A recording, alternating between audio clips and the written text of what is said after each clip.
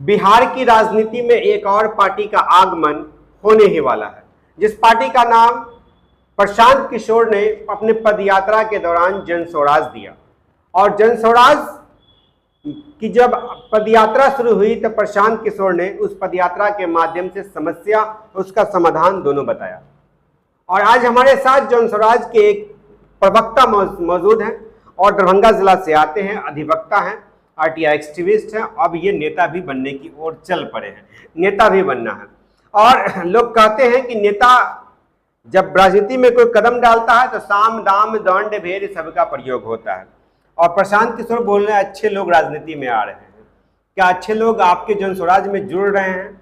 सवाल वहीं से शुरू करते हैं। ठीक है, निश्चित तौर पर प्रशांत जी का विजन है कि सही सोच, सही लोग और सामूहिक प्रयास। तो सही सोच के जो लोग हैं, जो सामूहिक प्रयास कर सकते हैं बिहार के बदलाव के लिए, उन लोगों के पास कोई मंच नहीं। इसके पीछे क्या रीजन क्या है, इसको समझना होगा। किसी जमाने में राजनीति में अच्छे लोग थे। देश जब हमारा आज़ाद हुआ था, गांधी की आइडियोलॉजी से हुआ। गांधी ने जन स्वराज की, देश को स्वराज लाने की एक का सपना देखा था। स्वराज का मतलब होता है कि अपना राज्य हो, अपनी व्यवस्था हो। देश में स्वराज आया लेकिन सुराज नहीं आया, यानी सुंदर राज नहीं आया। अच्छा, आप लोग सुंदर राज लाने के प्रयास कर रहे हैं। वो प्रयास हमारा है।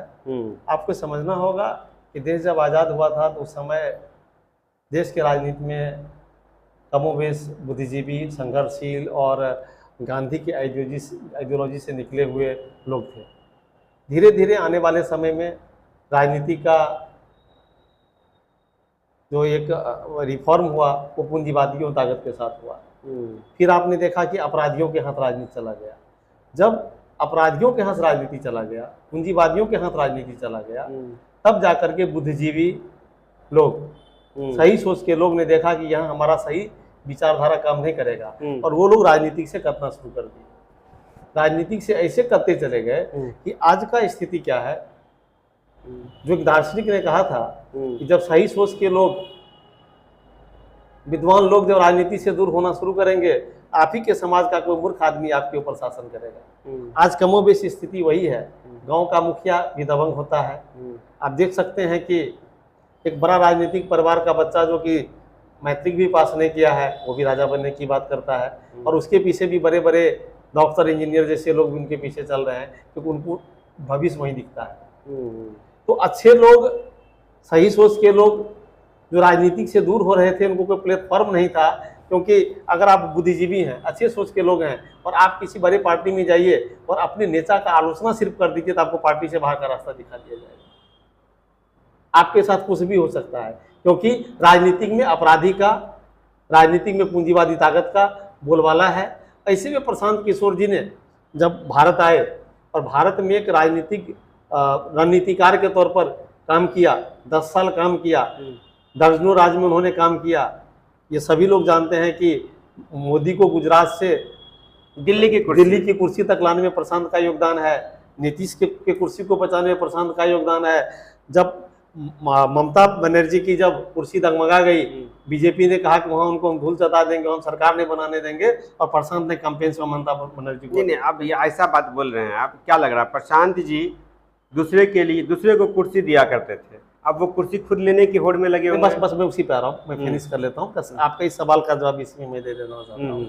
तो इन्होंने रणनीतिकार के तौर पर काम किया।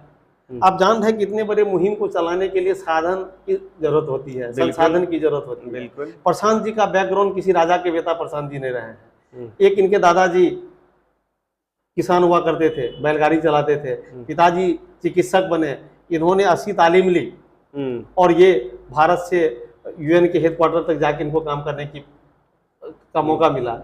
ये जब इंडिया आए, इन्होंने गुजरात के गवर्नमेंट की एक क्रिटिसाइज की कुपोषण के ऊपर। वहाँ का गवर्नमेंट ने कहा कि अगर प्रशांत के पास इतनी ताकत है तो क्रिटिसाइज कर रहे हैं, तो इसको दूर करने का हमको नीति बना के दे, और प्रशांत ने वो नीति दिया गुजरात को। और वहाँ से प्रभावित हुए मोदी जी, और इतने प्रभावित थे कि मोदी जी और प्रशांत जी एक ही कमरे में, एक ही घर, एक ही छत के नीचे रहने लगे। तो उन्होंने 10 साल तक एक संसाधन का जुगाड़ किया। उनकी फी कोई सामान्य फी नहीं है। उनके पिताजी चिकित्सक थे या कोई भी चिकित्सक है, वो जब आपको सलाह देते हैं आपकी बीमारी को ठीक करने के लिए तो पैसा लेते हैं, सभी का फी है। प्रशांत जी के पास जब राजनीतिक तौर पर लोग जब बीमार हो जाते हैं, उनको दिखता है कि अब मेरी कुर्सी बचने वाली नहीं है, कोई रास्ता नहीं दिखता था, तब वो प्रशांत जी जैसे राजनीतिक चिकित्सक के पास आते हैं और इनकी फी 5 रुपया 10 रुपया 5 लाख 10 लाख 20 लाख नहीं है, 100 करोड़ में इनकी फी है।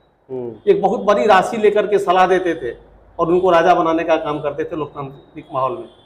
तो वहां से उन्होंने जो संसाधन जुगाड़ा और उन्होंने देखा कि हम जो राजा बना रहे हैं, मुख्यमंत्री बना रहे हैं, प्रधानमंत्री बना रहे हैं, इससे उस पार्टी का भला हो रहा है, उस नेता का भला हो रहा है, लेकिन मेरे बिहार का भला नहीं हो रहा है। और बिहार की नीति ने प्रशांत को बुलाया और प्रशांत किशोर ने प्रण लिया भिथारवा गांधी आश्रम से अभियान को शुरू करके कि अब हम अपना सलाह उस जनता को देंगे जो राजा बनाता है। इसलिए वो जनता को जागरूक करने के लिए गांधी आश्रम भिथारवा से पदयात्रा को उन्होंने शुरू किया और 2 अक्टूबर को शुरू किया था। और आने वाले 2 अक्टूबर को प्रशांत जी अपनी पार्टी जन स्वराज पार्टी बना रहे हैं, जो पूर्ण रूप से इनका संविधान अन्य लोगों के पार्टियों के संविधान से भिन्न है। गांधी के आइडियोलॉजी पर वो संविधान है और आम आदमी के हित के लिए वो संविधान है। परिवारवाद के खिलाफ संविधान है, जातिवाद के खिलाफ संविधान है, संप्रदायवाद के खिलाफ संविधान है। और ऐसे संविधान के साथ प्रशांत जी 2 तारीख को पार्टी लॉन्च कर रहे हैं। अब आपका दूसरा सवाल था कि प्रशांत जी पहले नेता बनाते थे, खुद नेता बनने के लिए आ गए। बिल्कुल। प्रशांत जी का आप जितना भी इंटरव्यू या भाषण सुनेंगे, उनकी कोई अपनी महत्वाकांक्षा मुख्यमंत्री बनने की नहीं है, नेता बनने की नहीं है। वो किंग मेकर है, किंग बनाने वाले वो व्यक्ति हैं।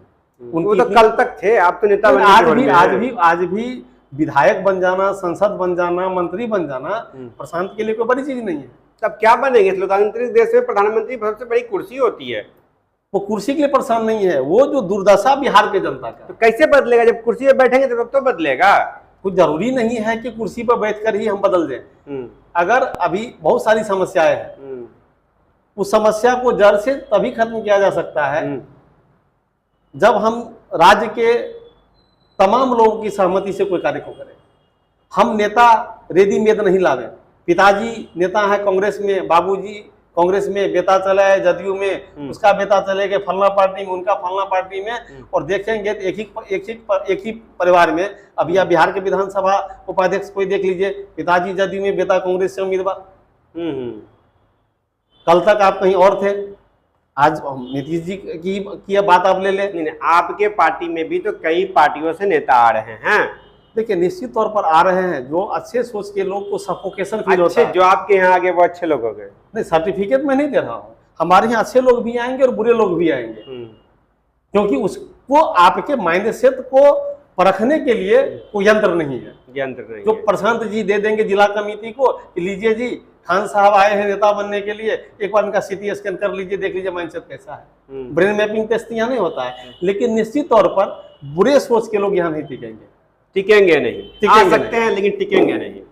बहुत लोगों को यह लगता है कि प्रशांत किशोर जी भाई राजा बनाते हैं, उनके पार्टी में चलिए विधायक संसद विधायक बन जाएंगे। तो जो तिक्तार्थी के तौर पर यहाँ आया है, प्रशांत जी उनको कहा भी करते हैं जब उनसे पर्सनल मीटिंग होती है कि अगर आप इस उद्देश्य के साथ आए हैं कि प्रशांत जी आपको यहाँ विधायक संसद बना देंगे, आप जहाँ थे वहीं बेहतर है।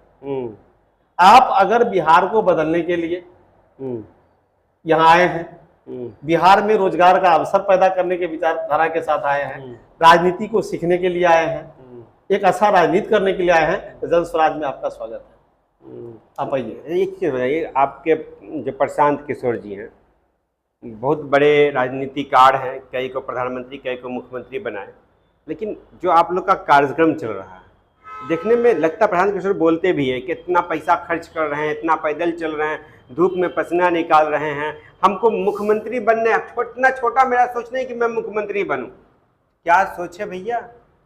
एक बात बताइए, गांधी का सोच क्या देश का प्रधानमंत्री बनना था? मतलब गांधी बनने निकले प्रशांत किशोर जी। गांधी को हम रिप्लेस नहीं कर सकते। हम ये नहीं कह सकते कि प्रशांत गांधी बनने चले हैं, लेकिन गांधी के पद चिन्ह पर चलने के लिए जरूर निकले हुए हैं। तो गांधी के पद चिन्ह पर चलना मतलब गांधी जी को फॉलो करना था। उसको नए युग का गांधी कह दीजिए। आप कह सकते हैं, संज्ञा दे सकते हैं। नवयुग के गांधी आप भी हो सकते हैं अगर आपके अंदर विचारधारा, विचारों से बढ़ता अस्तित्व, विचारों से घटता अस्तित्व। अगर आपका विचार गांधी वाला होगा तो आप गांधीवादी कर लेंगे। लेकिन ऐसा कोई पार्टी नहीं है इस देश में जो बोलता हम गांधी को फॉलो नहीं करते हैं। ये भी बात परम सत्य है। देखिए सर, इस पर बहुत बात मैं क्या कहूं, गांधी के का तस्वीर ऊपर लगाते हैं लोग और नीचे उनके विचार की हत्या होती है। निश्चित तौर पर आप देखेंगे तो गांधी को गोडसे ने नहीं मारा। मैं वैचारिक बात कर रहा हूँ। किसने मार दिया? मैं इंसिडेंटल बात नहीं, वैचारिक बात कर रहा हूँ। अच्छा।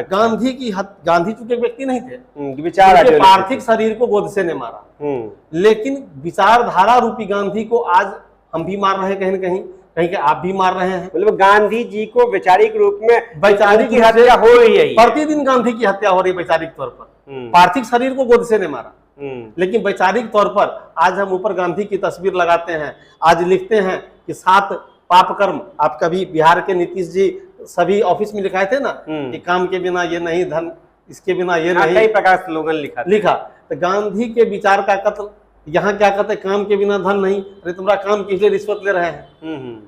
हमने एक अधिकारी से पूछा कि आपके यहाँ 7 पाप कर्म लिखा हुआ है, आप कहते हैं कि भाई काम के लिए हम ये धन नहीं लेंगे, भ्रष्टाचार नहीं करेंगे। बोला काम के बिना धन कहाँ लिए हैं, जो काम सैलरी तो मिलता ही है, लेकिन इनका काम जो जल्दी कर उसके लिए हम धन दे रहे हैं टेबल के नीचे से। तो गांधी को का वो हत्या कर रहा है। तो गांधी का हत्या वास्तव में गोडसे ने पार्थिव शरीर को किया। आज के राजनेता गांधी का टोपी पहन करके गांधी की विचारधारा की हत्या करते हैं। तो गांधी की विचारधारा की हत्या नहीं होगी, इसको सुनिश्चित करने के लिए जन स्वराज आ रही है। जन स्वराज आ रही है, जन स्वराज आ रही है। हम भी जाने 25 में चुनाव लड़िएगा। 25 में चुनाव आप लोग तो लड़ लेंगे, ये जानते हैं, लेकिन चुनाव लड़ने के बाद आप कितने सीटों पर विजय प्राप्त होगा। और ये जो प्रदेश है बिहार, जात पात, धर्म, वंशवाद, परिवारवाद, इस सभी से ग्रसित प्रदेश है ये। तो इस प्रदेश में जन स्वराज को उभरना और सीट जीतना कितना मुश्किल, टफ है ये। आप लोग कहाँ तक बढ़ पाएंगे? देखिए खान साहब, अभी आपके स्टूडियो आए हैं, बीच में जाम थी, बारिश था, कीचड़ था, बहुत सारी चीज था। बाधाएं कब बन सकी है आगे बढ़ने वाले को, विपताएं कब रोक सकी है पथ पर चलने वाले को। अभी एक बड़े राजनेता, बहुत बड़े फिगर हैं, उनका एक इंटरव्यू आ रहा था अनफिल्टर्ड बाय संदेश। उनसे पूछा गया था कि प्रशांत के बारे में आप क्या सोचते हैं। उन्होंने कहा कि मुझे लगा कि 2-4-5 महीने में ये व्यक्ति पैकअप होकर के बाहर फिर अपने पुराने धंधे में लग जाएंगे, क्योंकि उनको लगा था कि प्रशांत के रास्ते में बहुत सारे बाधाएं आएंगी, ये आगे बढ़ने वाले नहीं है। लेकिन बाधाएं कब रोक सकी है आगे बढ़ने वाले को, विपदाएं कब रोक सकी है पथ पर चलने वाले को। अगर आपका सही सोच है, सही नियत है, तो आपको कोई नहीं रोक पाएगा। और बिहार का जो सत्ता है, बिहार जो है वो एक स्वराज का मांग कर रहा है, और स्वराज लाने से हम लोग को कोई नहीं रोक सकता है, क्योंकि हमारी नियत साफ है कि अगर आप अपने नियत को गलत करके किसी को हाथ से इत्र बांटिएगा तो आपके हाथ से भी इत्र की खुशबू आएगी, और अगर गंदा चीज आप बांटिएगा तो गंदी बदबू आपके हाथ से आएगी। सब कोई परेशान तो नहीं हो सकता। नहीं, परेशान तो आपके पार्टी में सबको जो परेशान तो नहीं ना हो पाएगा। इतना चल ले, इतना मेहनत कर ले, एसी से सीधे जमीन कीचड़ में आ जाए, ऐसा तो नहीं ना हो सकता है। देखिए कोशिश तो लोग कर रहे हैं। अब मान लीजिए कि नेतृत्व देने के लिए बिहार के इतने बड़े आबादी को अगर विधानसभा के नेतृत्व की अगर बात आप करेंगे तो 243 लोग ही नेतृत्व देंगे। लेकिन हमको ये सुनाइए, नहीं, एक बात समझ लीजिए, आपके गांव की आबादी 10,000 है, एक ही मुखिया वहां का नेतृत्व देगा पंचायत का। तो हम ये नहीं कह रहे हैं कि 100% मेरे फॉलोअर प्रशांत हो जाएंगे और गांधी का आइडियोलॉजी पर चलेंगे, लेकिन निश्चित तौर पर जन स्वराज के वो लोग जो जन स्वराज में के माध्यम से बिहार में एक सुंदर राज्य की स्थापना करेंगे, निश्चित तौर पर वो भी प्रशांत कहलाएंगे और प्रशांत के प्रति। मेरा ये था कि प्रशांत किशोर एक बिहार प्रदेश में काम कर रहे हैं, एक प्रदेश का नेतृत्व वो कर रहे हैं अभी, तो प्रदेश में पूरा वो पदयात्रा कर रहे हैं, अपनी समस्या उठा रहे हैं। एक जिला में जिला अध्यक्ष होता है, प्रखंड में प्रखंड अध्यक्ष होता है। तो क्या आपको ये लगता है कि आपके जिला अध्यक्ष हो या प्रखंड अध्यक्ष हो, मैं किसी खास जिला दरभंगा की बात नहीं कर रहा हूँ, तो वो प्रशांत की तरह वो काम कर रहे हैं अपने जिला में या अपने प्रखंड में? देखिए सर, ईमानदारी से बोलिएगा। ईमानदारी की बात यह है कि आज मैं भी यहाँ पे मुख्य प्रवक्ता हूँ, आप जान है पत्रकारिता से भी हूँ, लंबे समय तक हमने पत्रकारिता किया, वकालत कर रहा हूँ, लेकिन आपने कभी किसी पार्टी के साथ हमको नहीं देखा होगा। बिल्कुल। चूंकि प्रशांत का जो आइडियोलॉजी है और गांधी का जो आइडियोलॉजी हमको खींच करके यहाँ ले आया है। तो जितने भी यहाँ प्रखंड अध्यक्ष, जिला अध्यक्ष देख रहे हैं, उनको लगा कि नहीं मुझे बिहार के धरती के लिए कुछ करना चाहिए। एक व्यक्ति जो जेद से चलने वाला व्यक्ति हो, वो अगर पद यात्रा कर सकता है बिहार के बेहतरी के लिए काम कर, हम क्यों नहीं कर सकते हैं। और इसी जो आंतरिक पुकार था लोगों का, उससे इनके सारे पदाधिकारी जुड़े हुए हैं। कुछ ऐसे लोग भी आ गए हैं जो तिक्तार्थी हैं, टिकट के लोभ में आए हैं, और उनका आप तो कई लोगों का इंटरव्यू किए, हमारे यहाँ किए हैं, कई लोगों का करेंगे आप, आपको लग जाएगा कि ये बेचारे एक मौका परस्ती के लिए आए हैं। तो हो सकता है कि आप देखेंगे 2-4 महीना हमसे वो बाहर है। अच्छा, एक चीज़ हम समझना चाह रहे थे कि प्रशांत किशोर में, आप किसी पॉलिटिकल पार्टीज के नेता कार्यकर्ता नहीं रहे, प्रशांत किशोर में क्या आपको अच्छा लगा जो आपको यहाँ ले आया? देखिए, प्रशांत का एक बात हमको बेहतर लगा। प्रशांत कहते हैं कि एक व्यक्ति की दुर्दशा उनकी ऐसी क्यों है, बिहार का दुर्दशा ऐसा क्यों है, बिहार क्यों एक मजदूर सप्लायर स्टेट बन गया है, इसके लिए आम जनता जिम्मेदार है। क्योंकि हम गाली देते हैं सब दिन, जिस नेता को वोट भी उसी को दे देते हैं। आप सुने होंगे पिछले चुनाव में कि ठीक है हम फलाना को वोट दे रहे हैं लेकिन मोदी के चेहरा पर दे रहे हैं, गाली भी उसको आप देते हैं, वोट भी उसको देते हैं। आपके दुर्दशा का ये कारण है। प्रशांत का कहना है कि आप जनता के पास जाइए, हम जा रहे हैं, गांव जा रहे हैं, उनको बता रहे हैं कि आपके दुर्दशा का क्या कारण है, आपका हालात ऐसा क्यों हो गया है, उसको हम अंतिम दिन तक याद दिलाएंगे। उसके बाद अगर उनको पुराना व्यवस्था ही बढ़िया लगेगा, ठीक है पहले जैसे वोट देंगे, 5 किलो भात पर, जात पर, दारू के बोतल पर, 500 रुपया पर, ने उनको अगर चाहिए हो कि नहीं हमको बेहतर बिहार चाहिए, हमको 5 किलो अनाज नहीं चाहिए, हमको बेटा का रोजगार चाहिए बिहार में, क्योंकि उसका बेटा जो मजदूर जाता है कमाने दिल्ली पंजाब, जिल्लत की जिंदगी जीता है, तो वहां भी उनको 10-12 हजार कमा के ही लाता है मजदूर। लेकिन 10 से 12 हजार की नौकरी हर मजदूर को बिहार में कैसे एश्योर कर देंगे, इस सोच के साथ प्रशांत किशोर काम कर रहे हैं। उनका उसके लिए कई सारे क्लब्स हैं रोजगार के आयोजन के लिए। प्रशांत का सोच है कि यूथ क्लब के माध्यम से हम लोगों का जो शारीरिक विकास है, खेल के कौशल का विकास है, वो हम आयोजित करें। आप देखिए लगातार हम अभी कबड्डी टूर्नामेंट करने जा रहे हैं, वॉलीबॉल टूर्नामेंट हुआ है, हम हर प्रखंड में ये यूथ क्लब की हम स्थापना कर रहे हैं, अम्बेडकर क्लब की स्थापना कर रहे हैं, महिला क्लब की स्थापना कर रहे हैं, और समाज के सभी वर्गों से हम ये का सहयोग लेकर के बिहार को रोजगार देने वाला प्रदेश बनाने का हम सपना देख रहे हैं। और बिहार को नंबर 1 पर तो नहीं, लेकिन 1 से 10 के श्रेणी में हम ले आएंगे। कल कर्नाटक से, गुजरात से, अन्य राज्य से बिहार मजदूरी करने के लिए लोग आए, इस स्टेज में बिहार को लाके खड़ा कर देंगे। ऐसा सोच प्रशांत किशोर का है। प्रशांत किशोर की इन्हीं आइडियोलॉजी के कारण हमारे जैसा लोग अपने वकालत पेशा से समय निकाल करके आज बिहार में सुंदर राज स्थापित करने के लिए और प्रशांत किशोर के साथ कंधे से कंधे मिलाकर खड़ा है। जिस मिथिला क्षेत्र के दरभंगा में हम लोग हैं, दरभंगा ये जिला है, और साथ ही आप लोगों का एक पदयात्रा निकला कुछ सदर प्रखंड में, जल जमाव, पुल और को लेकर के, तो कैसा रहा ये पदयात्रा? पदयात्रा का असर क्या रहा? देखिए, प्रशांत पदयात्रा क्यों करते हैं, वह तो एक हाई प्रोफाइल नेता के तरह फॉर्च्यूनर में या किसी रेंज रोवर में खड़े होकर के हाथ हिलाकर भी तो बिहार का यात्रा कर सकते थे। उनका ये कहना है कि जब हम सड़क पर चलेंगे तो महसूस करेंगे, वहाँ के गांव के माताओं से, गरीब गुरबा से, वहाँ के दलित समाज से, अति पिछड़ा समाज से मिलेंगे, वहाँ के शोषित वंचित लोगों से हम मिलेंगे, वहाँ के खेती और किसानी को देखेंगे, वहाँ रोजगार का क्या अवसर हो सकता है यह देखेंगे, उस क्षेत्र का दुर्दशा क्यों हुआ इस पर हम लोगों से बात करेंगे। इन तमाम चीज़ों का आकलन करके हम एक बेहतर बिहार के लिए एक रोडमैप करेंगे। हमारा पदयात्रा जो सदर प्रखंड में है, आप जान रहे हैं कि यहाँ नगर विधायक कई दफे से हैं, यहाँ के राजा के तौर पर लगातार लगभग 25 साल से हैं, 20 साल मान लीजिए मोटा मोटी। हाँ जी, यहाँ के सांसद महोदय 2 टर्म से हैं। और जो सदर प्रखंड एरिया का दुर्दशा है, कमोबेश वो दुर्दशा पूरे नगर का है, पूरे शहर का है। हल्की सी बारिश आ जाए तो पूरा शहर कीचड़ जल जमाव हो जाता है, जल जमाव की समस्या, जलमग्न हो जाता है। हमारे सभी नेता, हमारे सभी कार्यकर्ता को हम लोगों ने आह्वान किया कि आखिर उस कीचड़ में, उस जल जमाव के क्षेत्र में लोग किस स्थिति में रहता है, हम लोग को वहाँ चल के आकलन करना चाहिए। 1 फीट, 1.5 फीट, 2 फीट, 2.5 फीट पानी तक हम लोगों ने गया। हमारे कई नेता बीमार हो गए, कई के मतलब पैर में आज तो खुजली हो रहा है। हमने उनके दुख दर्द को महसूस किया, हमने ज्ञापन सौंपा, और निश्चित तौर पर इस समस्या का समाधान अगर नहीं हो पाता है तो हम लोग इसको, चूंकि हम लोग सड़क से सदन तक की बात नहीं कर सकते हैं, सदन में न हम पक्ष में हैं न विपक्ष में हैं, लेकिन सड़क से इस लड़ाई को शुरू करके न्यायपालिका तक हम ले जाएंगे। इस काम को मैं व्यक्तिगत तौर पर भी आपको कहता हूं, क्योंकि इस पदयात्रा से पहले हमने एक याचिका दायर किया था बुडको के अगेंस्ट। जब उस याचिका को दायर करने से पहले हमने जब दरभंगा के जिलाधिकारी से बात किया तो उनका बुडको एक स्वतंत्र एजेंसी है, हमको इसमें इंटरफेयर करने का मतलब नहीं है। लेकिन उनको मैंने कई सारा रिप्रेजेंटेशन दिया, एप्लीकेशन दी, उन्होंने एक आदेश कर दिया एक मीटिंग में, इनका डीपीआर बना के भेजो। विपक्ष में जब शराबगी जी थे तो इन्होंने क्या किया, एक क्वेश्चन विधानसभा में दाग दिया बढ़िया से, तिन्ही पुल नाला को लेकर के, लोग का विधायक जी कुछ कर रहे हैं, अखबार में एक सुर्खी बन गया ये चीज, उनको तो अपना काम मिल गया, पब्लिसिटी मिल गया।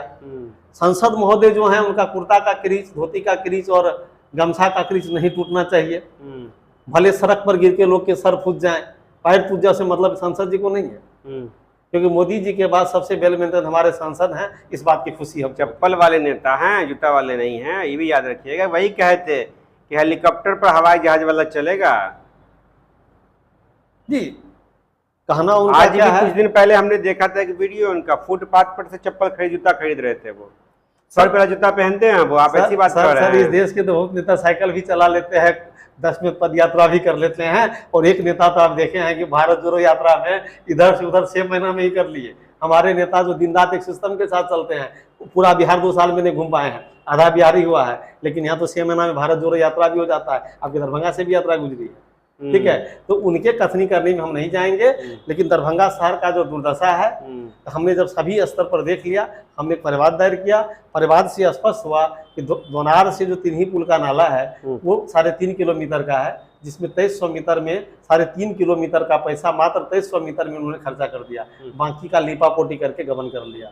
इसलिए जल निकासी की समस्या है। अब इनका जो कृत्य देखेंगे सर, तमाम नियम कानून को ताक पे रख करके, इन लोग का नियम कानून क्या है कि अब ये रेडियो स्टेशन के पास से, यानी कि जो आपका जल संसाधन का ऑफिस उसके पास से तिन्ही पुल तक हाईवे के बीच में 20 फीट का गड्ढा खोद रहे हैं। अब उससे क्या होगा कि हाईवे बह करके गड्ढा में आ जाएगा, कितने लोग उसमें मरेंगे, दुर्घटनाग्रस्त होंगे, पूरे शहर के गंदगी का एक्सपोजर जो है, पूरे जिला जो आ रहे हैं, दरभंगा के सदर के आंशिक हिस्सा और बेनीपुर ब्योल, यानी कि दरभंगा के 2/3 के जो लोग आएंगे उस गंदगी को झेलेंगे। आज आप देख लीजिए तिन्ही पुल से इधर नगर निगम का वो डंपिंग पॉइंट हो गया, बस से भी जाएंगे तो आप पुनः नहीं रखा जाएगा। इतनी गंदगी है कि डीएम साहब को क्यों नहीं दिखता है, मंत्री जी को क्यों नहीं दिखता है, क्योंकि मंत्री जी सोनकी से एक लूप लाइन बना हुआ है जिसको भी काफी बढ़िया बना रहे हैं, उसे लहरियासराय पहुंच जाते हैं। और इस दुर्दशा का शिकार कौन होता है? आम जनता। तो न जो है इनको आम जनता के हिस्से को मतलब है, न जन हिस्से को मतलब है, लेकिन जन स्वराजी जो लोग हैं ये इस पर चुप नहीं बैठेंगे। हम सदन में तो नहीं जाएंगे, हम हैं ही नहीं अभी, जब हम जाएंगे तब, लेकिन अभी सड़क से लेकर के इस लड़ाई को जारी रखेंगे और निश्चित तौर पर माननीय उच्च न्यायालय में हम लोग याचिका दायर करेंगे। अच्छा, सुनाइए कि मिथिला में मिथिला राज की मांग होती है, एक भोजपुर भी है, मगध भी है। जब मिथिला राज आप लोग का बन जाएगा तो बिहार को उत्कृष्ट बनाइएगा कि मिथिला को उत्कृष्ट बनाइएगा? देखिए सर, जरूरत क्या है कि अगर आपके परिवार में 5 लोगों का परिवार आपका है, 3 लोग स्वस्थ हैं, बीमार अगर 2 ही लोग हैं, इलाज 2 ही का कराइएगा। यह नहीं है कि भाई 2 लोग बीमार हैं, वो मेरा बेटा कम कमाता है, 3 को बेटा ज्यादा कमाता है तो उसको यानी प्रोटीन डाइट दो, और 2 को यानी कि किसी तरह जैसे मक्का का रोटी लेकर के दे दो, ऐसी बात नहीं होगी। जरूरत के हिसाब से मगध को कितना चाहिए, मिथिला को कितना चाहिए, सीमांचल को कितना चाहिए, जो उनके हित में जितना चाहिए होगा उतना निश्चित तौर पे हम लोग करेंगे। लेकिन मिथिला पृथक राज्य के समर्थक हम लोग नहीं है। मिथिला को अगर पृथक आप कर ही देते हैं तो सारा संसाधन तो उस पर है, गंगा के उस पर है, मगध में है, मगध में टूरिज्म डेवलप है, मगध में माइनिंग है, आपके यहाँ कौन सा माइनिंग है? झारखंड वाला हाल हो जाएगा नहीं? झारखंड के पास जो प्योर माइनिंग था उसको यहाँ का राजनीतिक नेता ने 2 भाग में बांट करके झारखंड विकास कर रहा है, बिहार पीछे रह गया। तभी ना कोई सिंगर कहा था अलग भले झारखंड बाकी खैया सकरकंद। तो अब मिथिला को आप अलग करके क्या कीजिएगा? यहाँ तो मिथिला को और पिछाड़ने के चक्कर में लगे। ये मखाना वाला नेता है, इनको खाली मखाना मिलेगा कि भाई नीचे से लेकर ऊपर तक पूरे देश को मखाना पढ़ने ले फिरेंगे और दिल्ली में जाके ऐश करेंगे। इसलिए मिथिला राज्य के पृथ्वीकरण के लिए हम लोग नहीं है। और एक बात और मैं आपको, मिथिला के विकास के लिए है कि नहीं? संपूर्ण बिहार के विकास के लिए है कि जहाँ पे विकास की जरूरत है उस विकास की हम लोग बात करेंगे। अच्छा, अब हम आते 2-3 सवाल है। मिथिला और मगध क्या? मगध बिहार है। मगध में जो जरूरत होगी उसको भी पूरा होना चाहिए, मिथिला में जो है मिथिला की जरूरत को भी पूरा होना चाहिए। अच्छा, एक सवाल है, कई सवाल है कि महिला राजनीति से दूर रहती है, महिलाओं को सुटेबल नहीं होता राजनीति, बोलती है धक्का रस्सा कस्सी का माहौल है। तो आपके पार्टी में महिलाएं जुड़ रही है तो कितना जुड़ रही है, क्या जोड़ेंगे आप लोग? देखिए, महिलाओं का जो उचित भागीदारी है वो हमारे यहाँ मिलेगा। हम लोगों ने एक पैरामीटर तय किया है और कोई भी जो बात तय होती है वो प्रशांत अकेले नहीं करते हैं या कोई एक नेता नहीं करता है। हाल में ही हम लोग की बैठक पटना में हुई तो पहले यह कहा गया कि एक जिला से एक महिला को हम लोग विधानसभा भेजने का काम करेंगे। फिर पता चला कोई जिला तो बहुत बड़ा है, वहाँ विधानसभा ज्यादा है, कोई जिला छोटा है। फिर सर्वसम्मति से निर्णय लिया गया कि बिहार में 40 लोकसभा सीट है, इसलिए हर लोकसभा का परिसीमन तो लगभग बराबर है। तो हर लोकसभा से एक महिला उम्मीदवार की भागीदारी हम सुनिश्चित करेंगे। तो इस तरह से 40 विधानसभा में हम लोग टिकट हर लोकसभा से मिनिमम एक महिला की, वो 41 हो सकता है, 39 नहीं होगा, 40 से कम नहीं होगा, 40 से कम नहीं होगा। अच्छा, ये जो लोकसभा चुनाव हम लोग देखा, इसमें जिसकी जितनी हिस्सेदारी उसकी उतनी भागीदारी का मामला था, लेकिन वो मिला नहीं। खास करके कई समुदाय को ऐसा हुआ। और यूँ कह लीजिए कि बीजेपी ने सवर्णों को अधिक सीट दे दिया तो आरजेडी ने अल्पसंख्यक मुस्लिमों का सीट काट लिया, 18% से काट लिया। तो ऐसा हुआ, जो बड़ी संख्या में बड़ी आबादी वाले लोग हैं, वो ओबीसी, एससी, एसटी के लोग बड़ी संख्या में, उनका हकमारी हुआ। तो आपकी पार्टी भी हकमारी करेगी या इंसाफ करने जा रही है? देखिए सर, अब उनके यहाँ विधानसभा लोकसभा भेजने का पैरामीटर समझ लीजिए। आपको लगेगा कि चुनाव में नॉमिनेशन का देता रहा है, टिकट ही घोषित नहीं हुआ कि इनको टिकट मिलेगा। सुनिएगा कि आज फलना नेता को मिल रहा है, नहीं इनको नहीं मिलेगा, फलना इंपोर्टेड आ रहे हैं उनको मिलेगा, इनको यहाँ से वहाँ एक्सपोर्ट कर रहे हैं, उसको यहाँ से इंपोर्ट कर रहे हैं। एक्सपोर्ट इंपोर्ट की राजनीति होती है। हमारे यहाँ क्या है कि जन स्वराज के नेता कोई इंपोर्टेड नहीं होंगे। अब यह नहीं है कि आज वो जदयू में, बीजेपी में बड़े चेहरा हैं, हमारे यहाँ आए रात में विधानसभा सदस्यता लिए पार्टी का, कल उनको प्रत्याशी, ऐसा नहीं है। जन स्वराज के जो सच्चे सिपाही हैं उन्हीं में से 10 नाम का एक प्रस्ताव आएगा। उनका एक सर्वे हमारी जो आईपैक की टीम है वो कर लेगी गांव गांव जा करके कि इसमें से किनको भेजना उचित रहेगा, टिकट देना उचित रहेगा। फिर हम लोग की लोकल कमेटी उसमें एक मतलब चुनाव कर लेगी इंटरनल लोकतांत्रिक तरीके से, और इस तरीके से फिर हम लोग देखेंगे कि वो किसी मामले में कन्विक्टेड तो नहीं है, उन पर कोई बड़ी आपराधिक मुकदमे तो नहीं चल रही है, मुकदमा चल रहा है तो किस तरीके का मुकदमा है। आज मैं कोई आंदोलन कर रहा हूँ, हम पे 10 मुकदमे हो सकते हैं, लेकिन एक हम कुकृत्य कर ले, कोई हीनियस क्राइम कर ले तो हमको राजनीति में जाने का कोई दायित्व नहीं है। इन बहुत सारे पैरामीटर जो हमारा संविधान में बन रहा है उस सारे पैरामीटर से फिल्टराइज होकर के हमारे आपके बीच से चुने गए नेता, वोट कौन देगा? आम आदमी देगा। और आम आदमी के द्वारा बनाया गया जो हमारा कमेटी है, प्रखंड कमेटी है, जिला कमेटी है, विधानसभा कमेटी है, वो सारे मिलकर जिनको चुन देंगे उन्हीं को हम लोग टिकट देंगे। और इस प्रक्रिया से जो आएंगे निश्चित तौर पर वो उनको जनता ने चुनकर न टिकट दिया है। यहाँ को गिला शिकवा और तकलीफ की बात नहीं होगी। ये नहीं कि फलना जगह हम MY समीकरण है, M को दीजिएगा तो Y नाराज होगा, Y को दीजिएगा M नाराज हो गया, दलित को दीजिएगा तो स्वर्ण को दलित, ऐसा कोई हमारे यहाँ भेदभाव नहीं है। लेकिन जितनी संख्या भारी उतनी उसकी हिस्सेदारी हमारे यहाँ भी है। अच्छा, एक चीज अंतिम चरण में है, कुछ संदेश है आपको जन स्वराज के समर्थक के लिए, कार्यकर्ताओं के लिए, आम जनताओं के लिए, क्या संदेश देना चाहेंगे? हम आम जनताओं को यह संदेश देना चाहेंगे कि आने वाले चुनाव में आप स्वार्थी बन के वोट दीजिएगा। स्वार्थी बनकर? जी जी जी जी। अच्छा, निस्वार्थ भाव से वोट नहीं दीजिए, स्वार्थी बन के वोट देना। ठीक है, कैसे स्वार्थी बनिएगा? लालू यादव जी की तरह कि बेटा नौवीं फेल है लेकिन उन्हीं का बेटा राजा बने।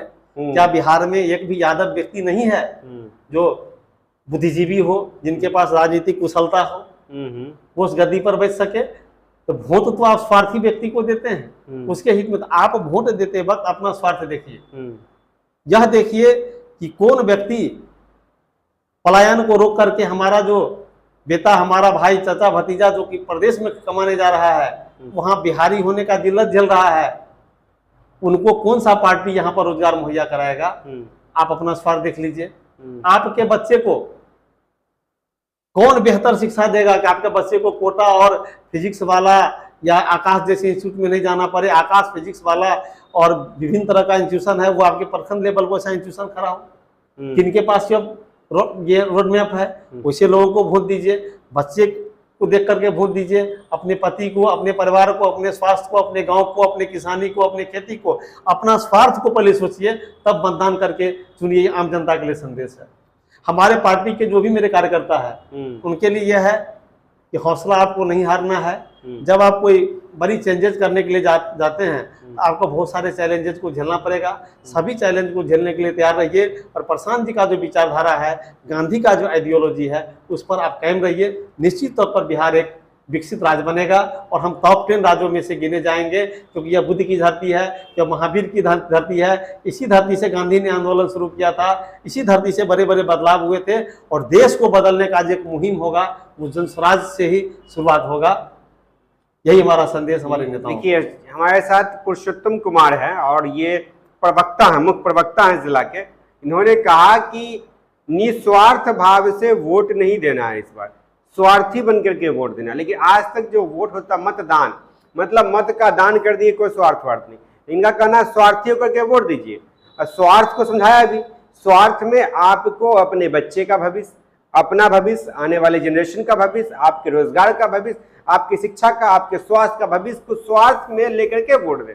और कार्यकर्ताओं का से संदेश है कि लड़ना है, बाधाएं आएंगी, उनको तोड़ करके आगे बढ़ना है। फिलहाल पूरी प्रतिक्रिया इनकी कैसी लगी कमेंट जरूर कीजिएगा, ताकि इनसे अगर यदि कोई सवाल मुझसे छूट गया, ये जवाब नहीं दे पाए, तो सवाल भी आप पूछिए। और यदि इनका जवाब में अगर कुछ त्रुटि लगती हो या आपकी कोई प्रतिक्रिया हो जो आप जानना चाहते हो जन स्वराज के बारे में, तो कमेंट करें। फिलहाल दर्पण 24 न्यूज के लिए मैं एमएच खान दीजिए। थैंक यू फॉर वॉचिंग दर्पण 24 न्यूज। खबर को सबसे पहले पाने के लिए YouTube पर देख रहे हैं तो सब्सक्राइब करें, Facebook पर देख रहे हैं तो फॉलो करें। कमेंट्स में अपनी राय या अपने आस पड़ोस में समस्या हमें बताएं। हमें सपोर्ट करने के लिए लाइक और शेयर अवश्य करें। धन्यवाद। थैंक यू फॉर वॉचिंग दर्पण 24 न्यूज।